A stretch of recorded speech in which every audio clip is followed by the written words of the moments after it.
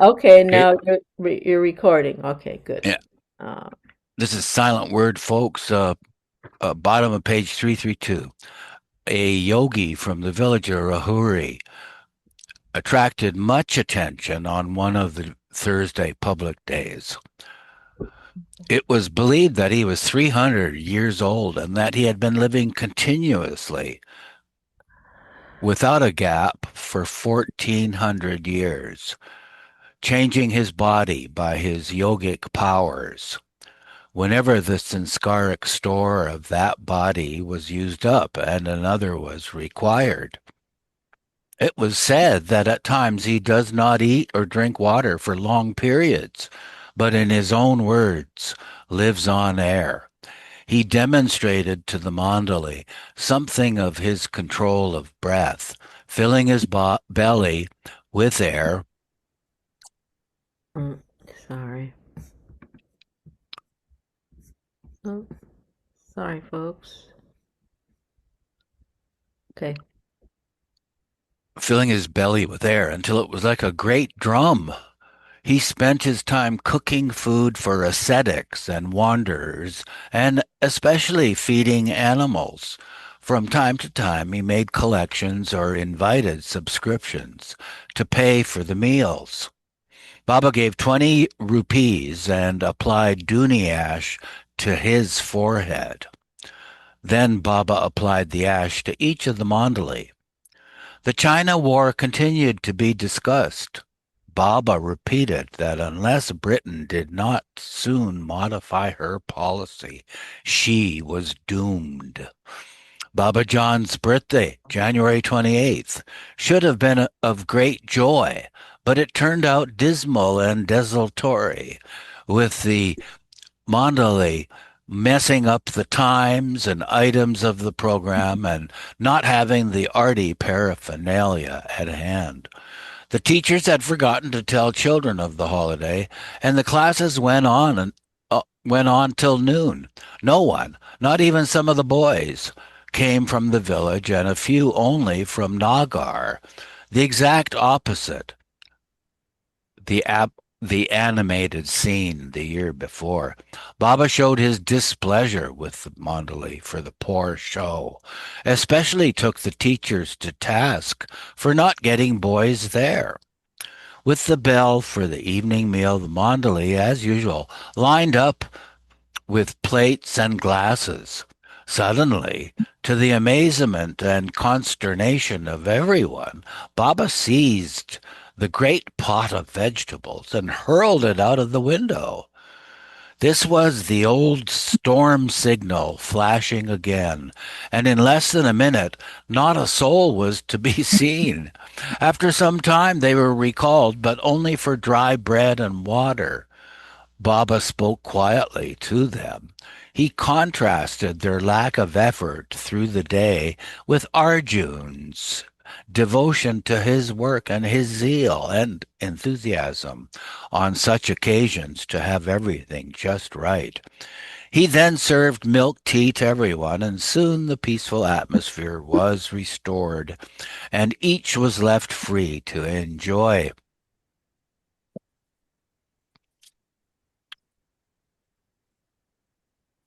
himself as he wished until bedtime. Some amused themselves with singing, some played gramophone records, spaced well apart so that neither interfered with the other, and some played indoor games. Baba spent an hour with the women, and when he returned, he brought a large bowl of sweet things, which they all enjoyed. On February the 1st, the school classes were brought from the bungalow near the village into Meherabad proper. Discussion continued on the new boarding school. Someone said that there had been so many changes and additions to the plan that rupees 20,000 would not be nearly sufficient. Consequently, a steel framed, corrugated iron roofed and sheeted structure, which is cheap and quickly erected, found favor with many, and some opposed it on the grounds of quote unquote inelegance. Okay, resuming with Betty. Then Baba took from his pocket a rubber ball and threw it against the wall and caught it several times at first, gently, then gradually more swiftly until he failed to catch it. Then he said, "A ball rebounds to the thrower with the same force with which it is thrown. The wall does nothing and remains unaffected, like the Sadguru. It is for the thrower, if he intends to catch the ball, to gauge the force with which he throws it. And so with our building. If you go in for good appearance, the cost will rise and rise until it becomes unmanageable. First, look at the amount of money at your disposal, and then talk about elegance and beauty. I am the wall, which does nothing. You are to throw the ball and catch it on its rebound. So, gauge your capacities before you make the throw. Look before you leap." Rustam had been away all day on ashram business. When he was told about the meeting, he objected strongly to the steel and iron proposal, saying that the tin sheds would look like stables. So Baba increased the allotment of 20,000 rupees to 30,000 rupees and called for a fresh set of plans. But for 200 boys, not 400 as originally required. A young Tadiwala, Manhar, lost his wife and wanted to renounce the world. Baba told him not to grieve and that his wife was very fortunate, for she was one of his real devotees and performed his arti very fervently only a few days before she died. Baba advised him to remarry soon, and he would give him a nice and well-favored son. Marriage, he said, was no binding at all. If it is the mind that has to be kept free, unattached, and quiet in all conditions. It was very easy to talk about renunciation, but that was the work of heroes. Baba now brought all discussion of the school back to base. Did the Mandali want to go on with the project or not? All were asked to answer freely. All did. Then the first step, he said, was to decide who would permanently stay there, organize the construction, and manage the place when built. Rustamji, Bairam, Chandji, Kaikushru, and Vishnu immediately offered themselves, and they were accepted. Baba went round to the dining hall to serve the evening meal, and was angry to find that some leftover dal had been mixed in with the vegetables, when he had expressly ordered that dal should not be served twice in one day. Robbers were reported to be active in the district, and Baba said there should be a night watchman outside the makan. Padre volunteered for the job. Gopala Swami, the sannyasi who had asked for 5,000 rupees some time ago, came again to the ashram. Whether it was intentional or coincidental was not apparent, but Baba talked at length on hypocrisy and false pretensions. He was greatly displeased, he said, with those who posed publicly as his special disciples and allowed people to bow down to them. What earthly use, he said, is it to make believe that one is a Mahatma or Guru or saint when one is not? To lay claim to such a state and station, one must be one with God. If one isn't, it is a very great sin, a spiritual crime of the worst kind. First become the Dev, God, and then become a Guru. Baba then asked the Swami why he was still dispensing drugs when he had been told not to. The man denied having done so and said that Baba had given him permission to treat the public to the extent of his knowledge and without consideration of money. Baba asked him would he like to stay with him. He said he would and took Baba's permission to go to Bombay and bring his things. In the first week of February, Rustam came back to live with the Mandali. A couple of days later, Baba took his 5 key men aside and proposed a brand new plan. There would be only one building, and it with a dual purpose: a school during the day and a hostel at night for the boys. The present dining room would also be a boys' hostel. The Mandali would either live in the converted stone tank on the hill or in the old post office. The dispensary would be in a part of the Aaron Gown bungalow. To begin with, there would be not more than 200 boys. This way, Baba said, the cost would be small and the job could be done quickly.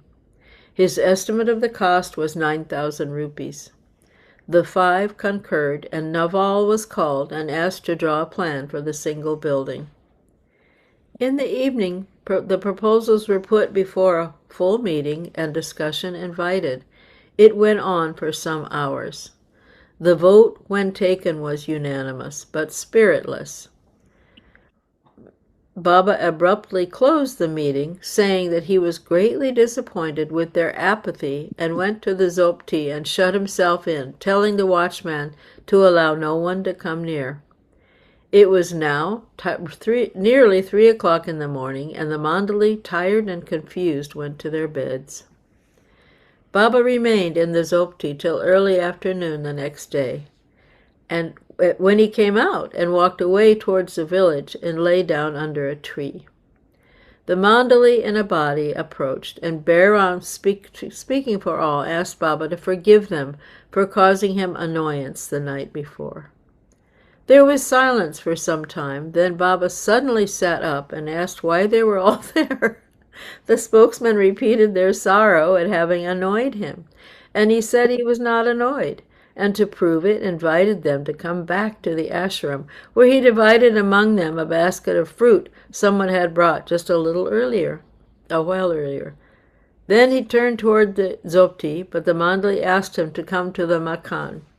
He said he would later. Now he wanted more rest and peace, and with that went into the Zopti. Presently he came out again, and there was another 2-hour session, during which some couplets of Hafis were stirred into the stew of companionship to give it more flavor. Who told you to fall in love with the beloved? But since you did, don't murmur in complaint, keep quiet. A bird trapped in a cage must wait till the door is opened. It is useless for it to try and break open the cage.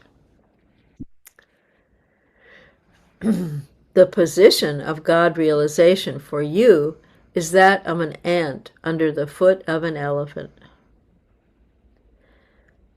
The light of the eyes of the beloved should be experienced before you gaze at the lovely curls of his head. So those were the Hafiz couplets. It was finally decided to erect the steel and iron building near the dining room. Baba explained that the idea behind this project of a school with free boarding, lodging, clothes, and books was merely an inducement to enable him, through close personal contact with the boys, to put as many as possible in the spiritual line, and so mold their characters in an ideal way. Bairam suffered another of his aberrations of authority. The evening Puranic recitation had been reinstituted, and one evening many of the Mandali remained chatting together or playing drafts, and Bairamji, mindful of Baba's recent displeasure over the general waywardness and lack of discipline, ordered everyone to attend the holy recitation. But instead of tactfully reminding them that this sort of lolling about was displeasing to Baba, he gave his order in a harsh, haughty manner, which roused the entire Mandali in open revolt against his managership. Bairam went so far as to demand instant obedience to his order, but Naval and others jibbed at that. Baba intervened, and peace was restored, and they retired for the night. But when they met Baba in the morning, there were, deep down, many knots of resentment and disaffection that sleep had not undone. And Balaam had learned a hard lesson, that those who a few days ago had elected him now unanimously rejected him. Almost immediately with Baba's arrival, there was a flare-up between Pendu and Kaikhosru, with the first accusing the other of double dealing. Baba sympathized with Kaikhosru for his having been called a double dealer, and made Pendu withdraw the remark. Then, after he had let Pendu feel his displeasure at his too quick temper, Baba began praising his sincere service and mild good nature on the whole, and so both were pacified.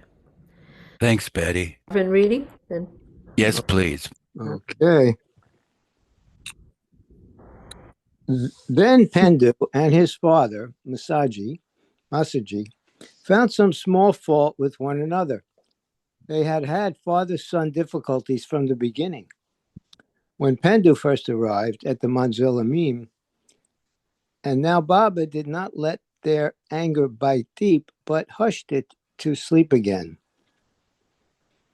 Masaji had once thrown 15 drunks out of his restaurant, but was old and sick now. And Baba relieved him of his post of night watchman and had him made comfortable in a small room and detailed someone to look after him day and night. Baba gave him his own bedding. Sata was asked to draft a leaflet publicizing the purposes of the school and the advantages and benefits to be received from it.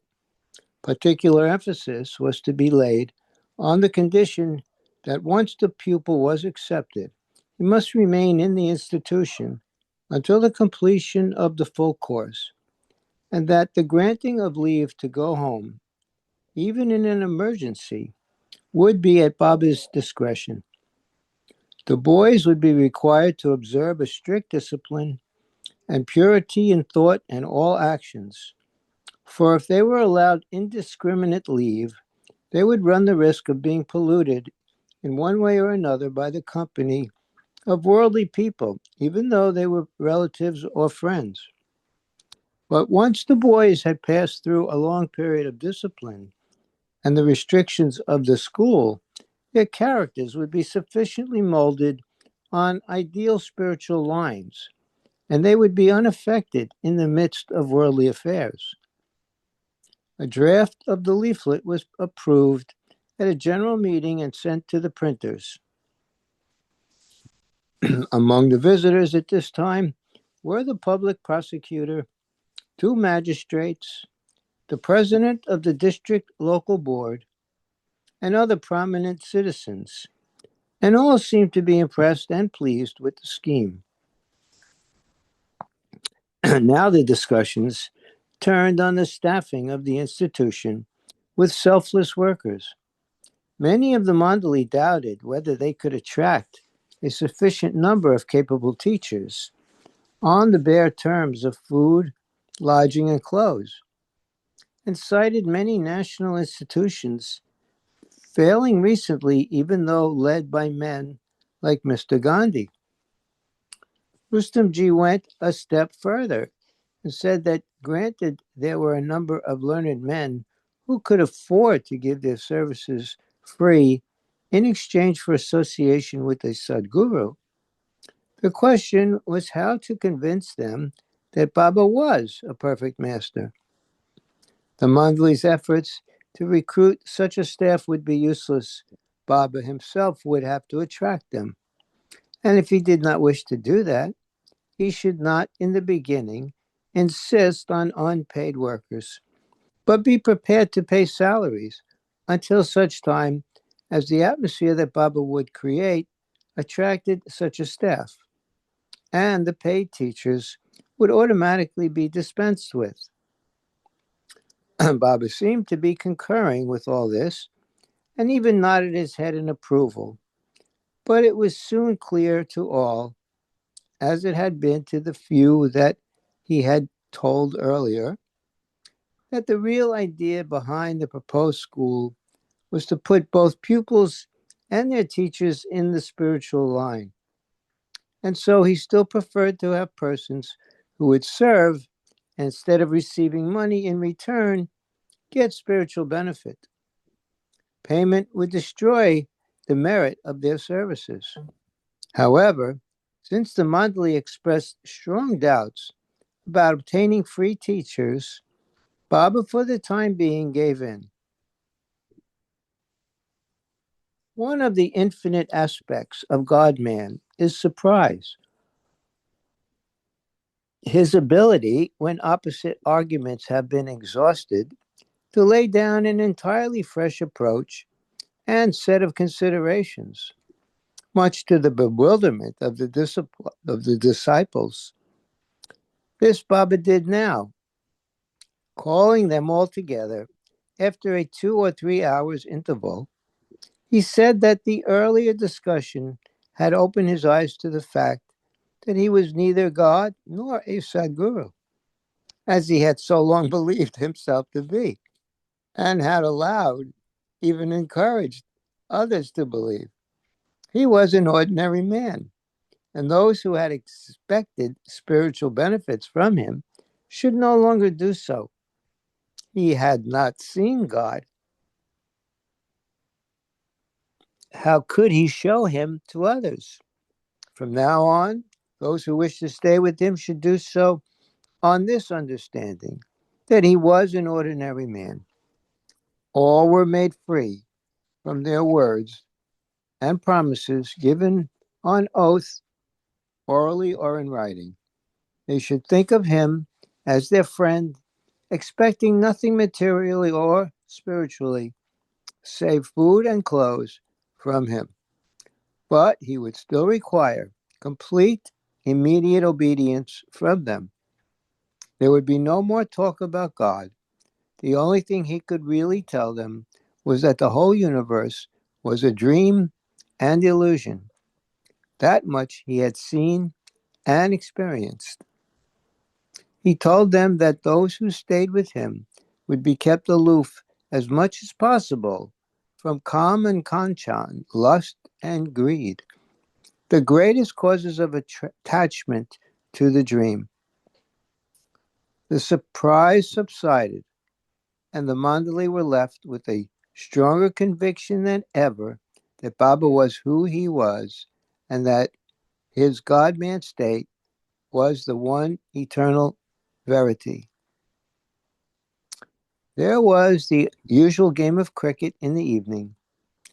At night they had special milk tea and refreshed. They all sat about with Baba discussing Pandoba's brother's latest plan for the school. Now there was an atmosphere of cheerfulness and enthusiasm. At 9 o'clock, they all went for a walk toward the city, at the same time giving company to Pandoba's brother on the stretch of road considered unsafe for solitary travelers at night. After their return, there was more talk, general chit-chat about medical subjects and inventions.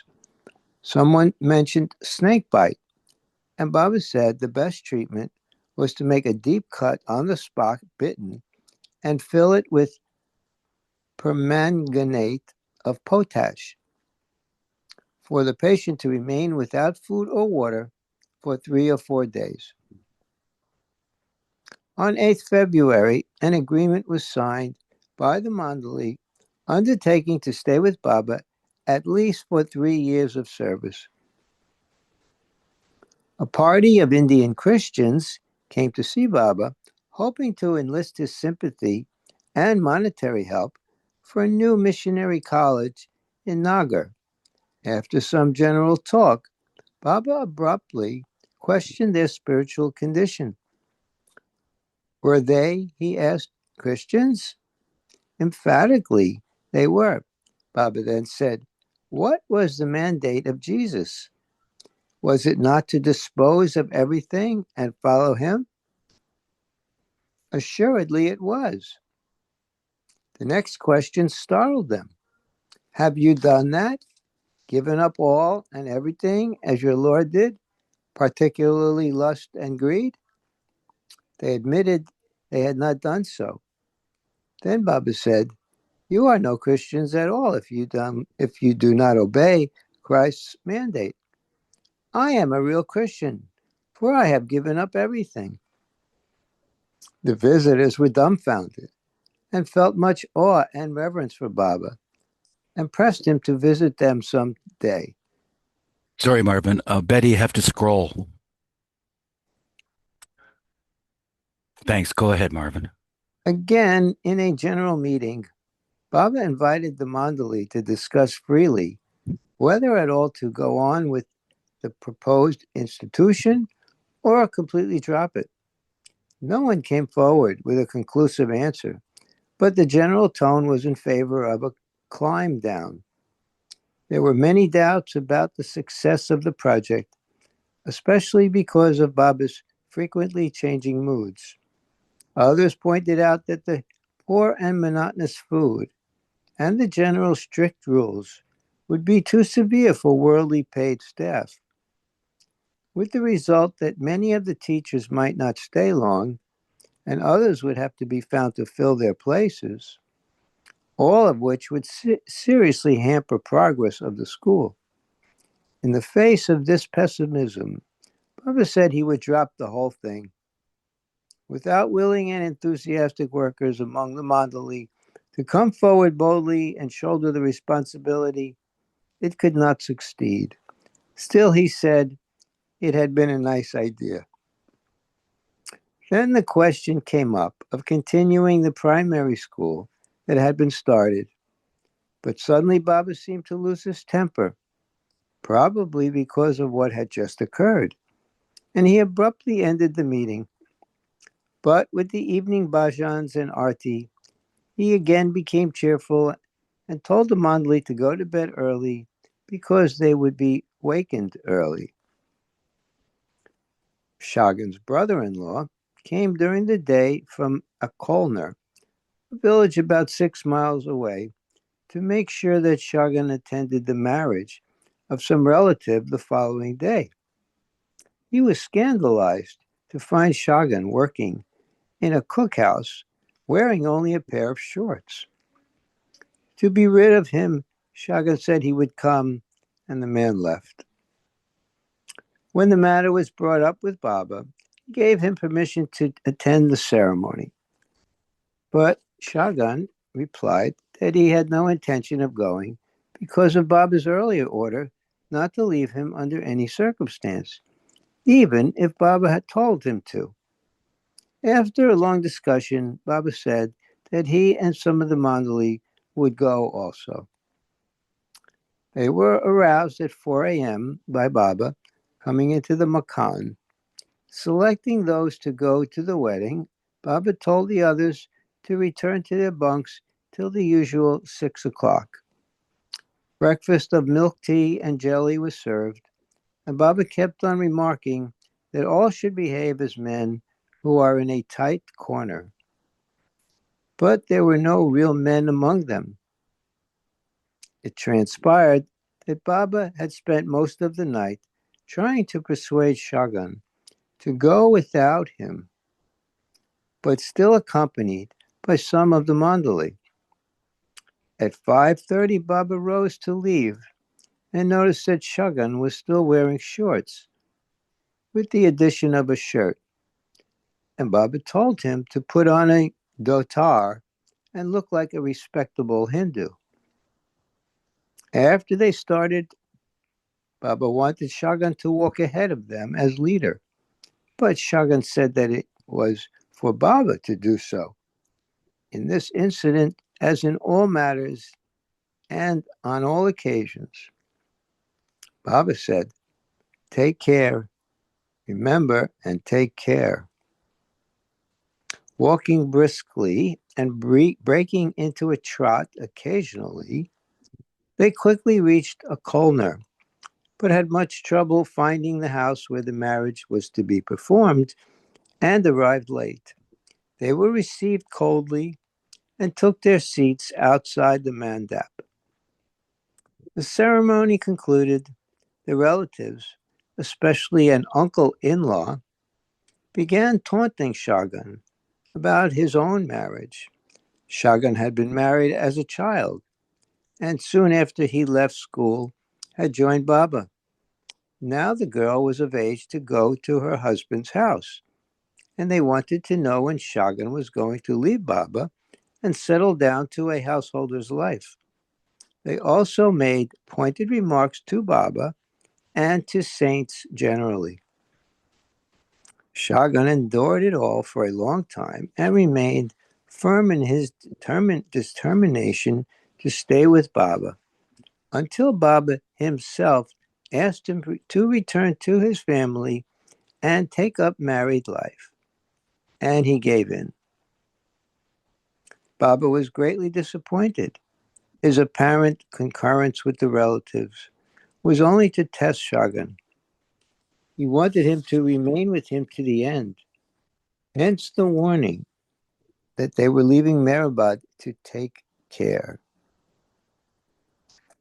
Baba and the Mandali then paid a visit to Shagan's father-in-law before returning to the ashram. All the way back, Baba kept on talking about Shagan, how he had all along shown an admirable spirit and had stuck resolutely to him. And because of this, he had advanced him in the spiritual line.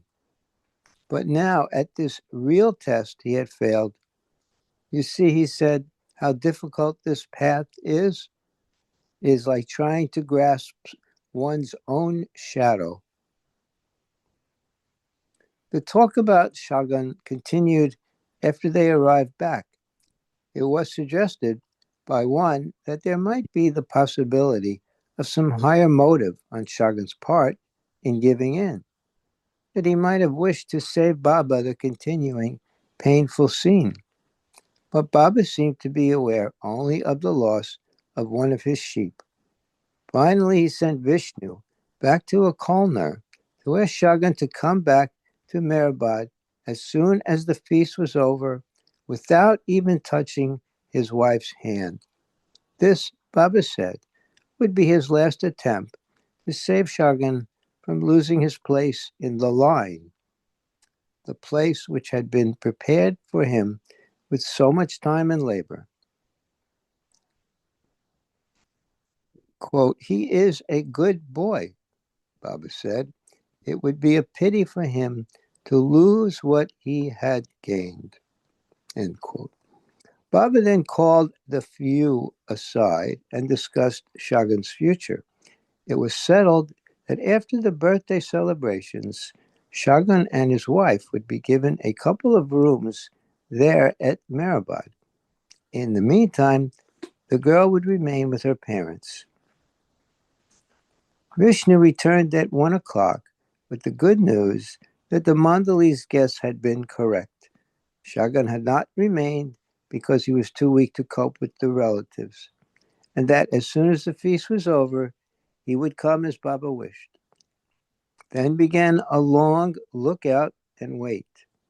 Hours passed, and there was much wondering and guessing why Shagan had not come. Then the village police patil came and reported that a little while earlier, Shagan had come to the police station, stripped off his clothes, and walked away. Baba at once sent out a search party, but he himself, with a few, went to Nagar, where he had another marriage to attend. He returned at 8 o'clock and was informed that Shagan had been found. Baba sent straight away for him, and after a touching meeting, Shagan related all that had happened after Baba's leaving Alkolner. First of all, he assured Baba that he had not approached his wife in any way except for a private conversation. During this, she had requested him to keep her with him, as her parents and relatives, troubled by her very much, taunting her in many ways. Shagan, for his part, told her that when their parents had them married as children, he could not know that he would take the spiritual line. However, now that he was in it, she could join him if she wished and lead a simple, chaste life with him under Baba's shelter, and to this she agreed. Thanks, Marvin. Uh, So continuing the recording, you have to scroll a bit. By the time he reached Arungown, he felt such keen remorse that he wanted to do away with himself. I'm sorry, I can't move this. Oh, he uh, Are we here? No. uh, further down, yeah, Encouraged by his wife attitude. Oh. Isn't yeah, that this is where further down, one more paragraph. oh, okay. Yeah. Okay. So he felt such keen remorse that he wanted to do away with himself. He, that is Chuggan, approached the patil, took off his clothes, and asked the astonished policeman to keep them until he came for them, and then went off to find a lonely spot. Presently he found himself on the tank hill and paused.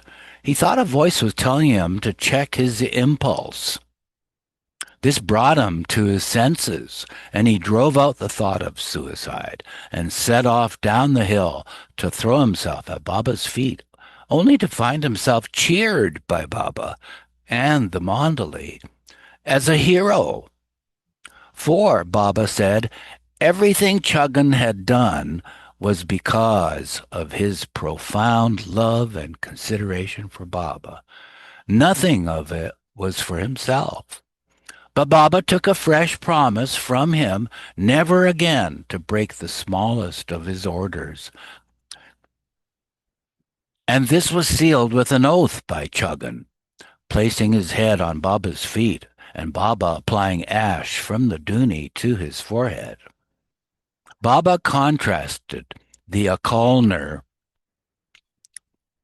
indifference with the grand reception he had been afforded in Nagar.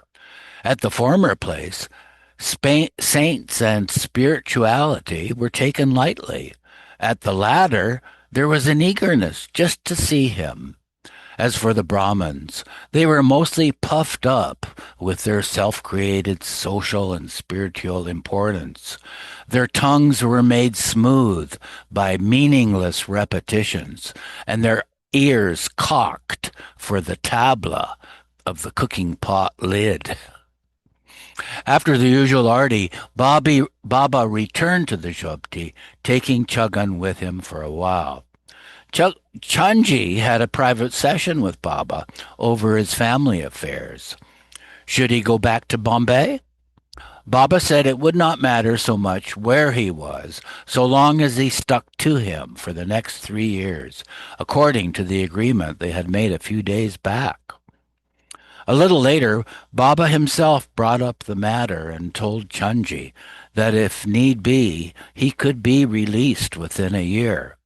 In the meantime, he would like him to conduct the primary school with the help of Dhaka, Vishnu, Pandoba, Nisal, and Med. In a general assembly, Baba talked at length on mind as that which is always turning within one. There was also some discussion on Mahatma Gandhi's proposed visit to Nagar. It would be fine if he could be induced to meet Baba. Baba said there was absolutely no need to induce him. He should come of his own accord through his love for truth. Love was the only qualification that counted in this line. Without that, no exalted position, not even that of a king, could help one towards truth. Baba received a letter from a Mr. Borkar, a well-known public worker, which he had read out to the Mandali. The writer stated that after 24 years of great labors and samadhis and various other practices of self-control and discipline, he still knew nothing about truth and wanted Baba to accept him as his Chela disciple. Baba said he was very pleased with the man's offer of service and his striving for truth. I'll pause here to change. Discussion turned to the teaching of political subjects by Sata at the national school. Baba was wholly against it and said that those who wanted to advance spiritually should avoid politics, and cited Ramakrishna Paramahansa, the great Sadguru of Bengal, who would not allow even mention of the word in his presence. Gandhi again came into the talk one evening. Baba said he was the best man among present-day political workers and public servants. He was absolutely sincere.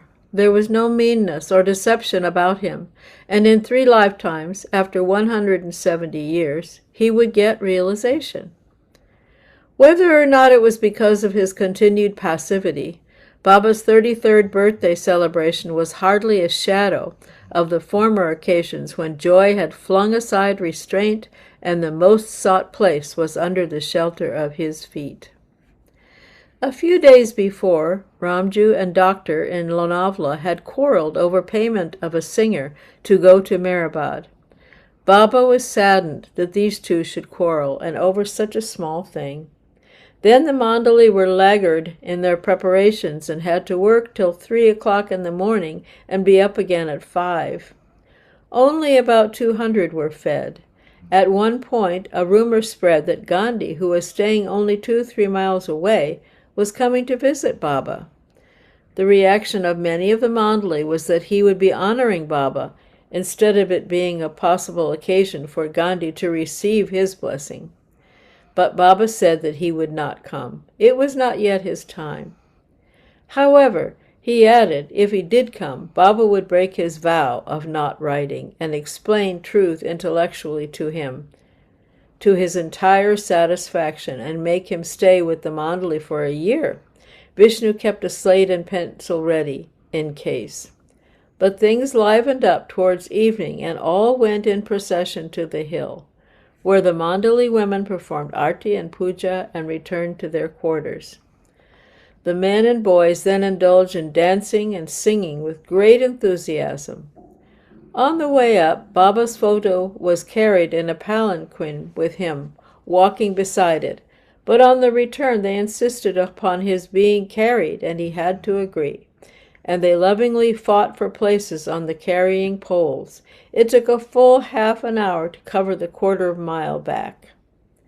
The following afternoon, for the first time since their return to Mehrabad, Baba took all the Mandali to tea at Kaka Shahani's place.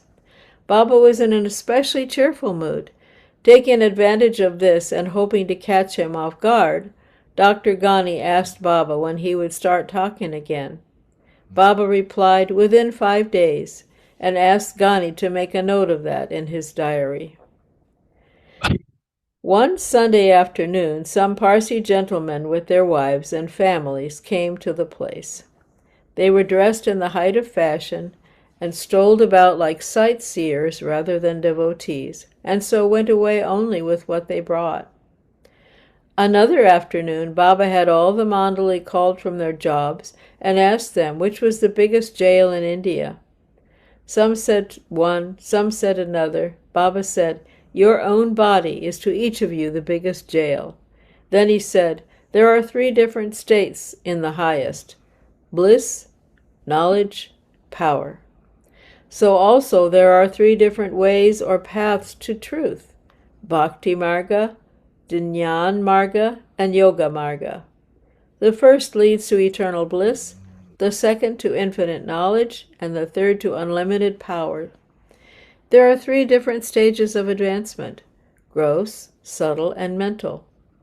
When he advances from the gross to the subtle, the bhakta devotee enjoys unimaginable bliss.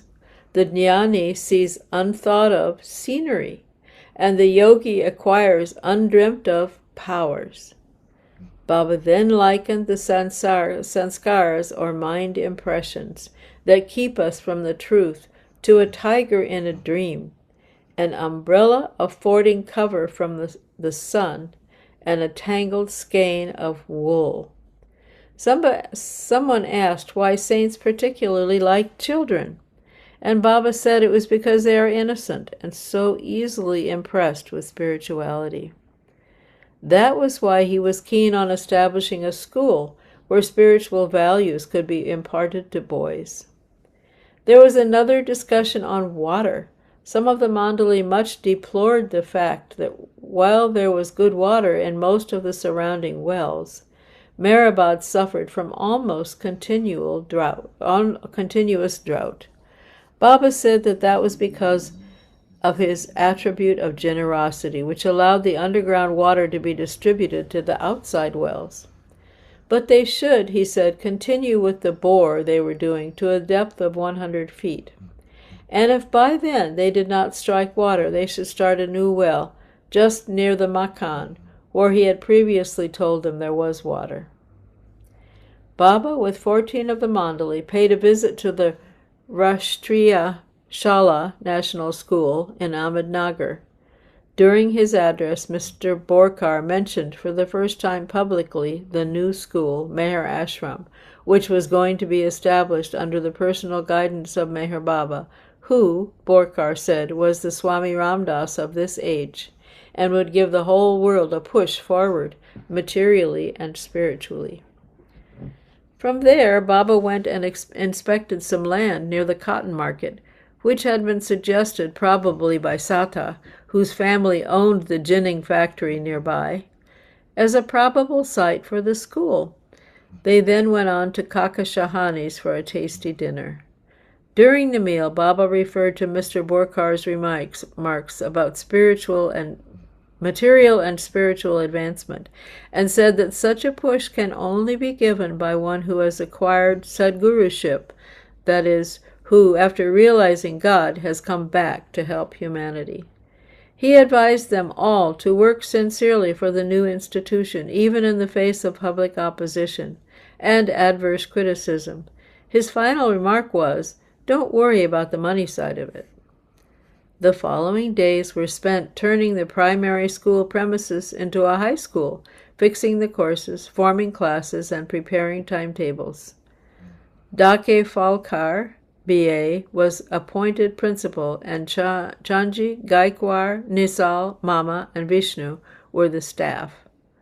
On the 1st of March, the Hazrat Babajan High School came into existence. Thanks, Ben.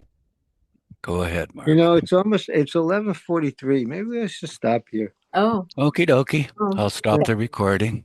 okay.